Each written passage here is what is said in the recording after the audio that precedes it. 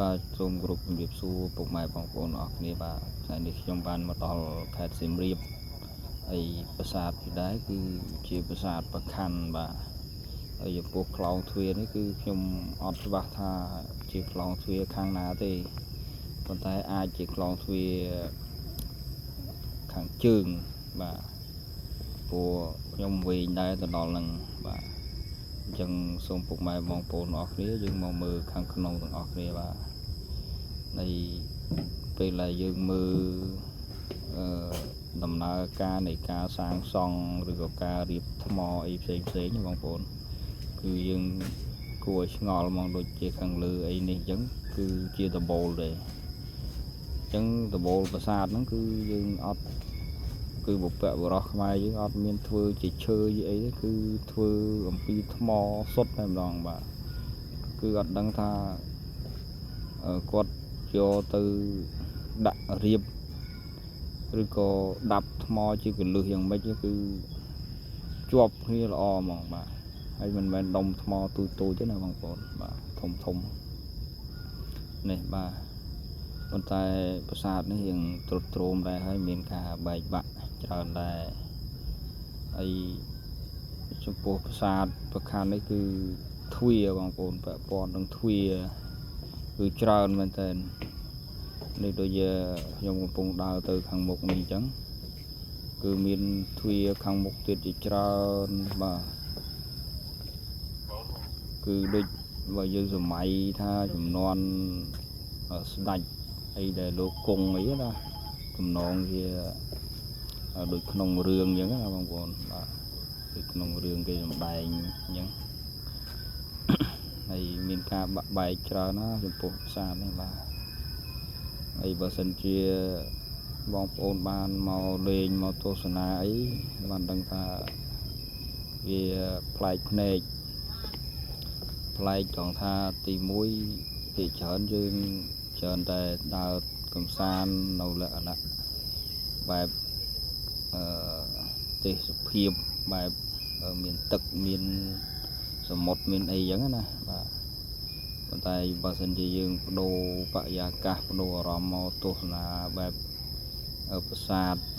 ដែលសាងសង់ពីបុព្វបុរសខ្មែរយើងចេះដើរមើលដើរបង9ជាមួយថតដើរអីចឹងទៅវាប្លែកអារម្មណ៍មួយយ៉ាងដែរនេះហើយនេះចំពោះខ្លោងទ្វារខាងលើអីហ្នឹងយើងឃើញពុកអញ្ចឹងទេប៉ុន្តែគឺ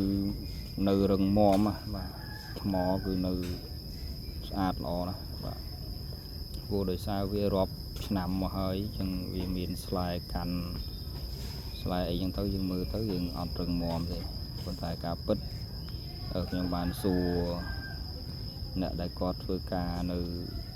ប្រាសាទហ្នឹងអញ្ចឹងបើសិនជាកន្លែងណាដែលអាចបង្កគ្រោះថ្នាក់ឬក៏ហានិភ័យទៅដល់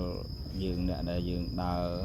ទស្សនាភ្ញៀវទេសចរអីផ្សេងគឺគេដាក់ហាមឃាត់ហើយបាទនេះបងប្អូនមើលទៅស្អាតហើយនេះមិនមែនជាថ្មដែលជួសជុលឬក៏រៀបថ្មីទេស្ទើរតែជាថ្មដែលសល់ពីសម័យបុរាណមកតែម្ដងបាទនេះហើយដុំមួយគឺមិនមែនទូចទេបងប្អូនបាទធំណាស់ថ្ម4ហើយចំពោះប្រាសាទនេះគឺយើងអត់សូវមានជាចម្លាក់អីច្រើនដូចជាប្រាសាទអង្គរវត្តអីទេបងប្អូនបាទប៉ុន្តែបើខ្លោងទ្វារវិញច្រើនយើងអាចដើរបើសិនជាយើងអត់ចំណាំទេគឺវិញហើយខ្លោងទ្វារច្រើនណាស់ទៅលេងជួបអីមើលណាហើយនេះគឺភ្ញៀវទេសចរអីគឺគាត់មកលេងច្រើនណាស់អញ្ចឹងដោយសារខ្ញុំថតនេះវាមិនថតមិនបាននាំបងប្អូនទៅមើលខាងក្នុងអីបានសពទេបាទអញ្ចឹងមានតែថតបានខ្លះចែកជូនបងប្អូនដែលមិនធ្លាប់បានទៅលេងអីចឹងបានទស្សនាបាទហើយគេជាកំណោបាក់បែកអីដែលគេរកបំណែកដាក់វាមិនឃើញហ្នឹងគឺគេកចោលអញ្ចឹងបាទអញ្ចឹងវីដេអូនេះគឺខ្ញុំមានតែប៉ុណ្ណេះទេចែកជូនបងប្អូនបានទស្សនាបងប្អូនដែលធ្លាប់បានទៅលេងក៏ ចែកជូនទស្សនាដែរហើយបងប្អូនដែលមិនទាន់បានទៅលេងនឹងក៏អាចទស្សនាវីដេអូខ្ញុំបាទលេងសិនទៅបាទយើងកំពូលស្អាតណាបងប្អូនអើយបាទយើងទៅលេងបានដឹងថាវាមានអារម្មណ៍ថាប្លែកអញ្ចឹងណាបាទអញ្ចឹងសូមអរគុណបងប្អូនអរគ្នាបាទ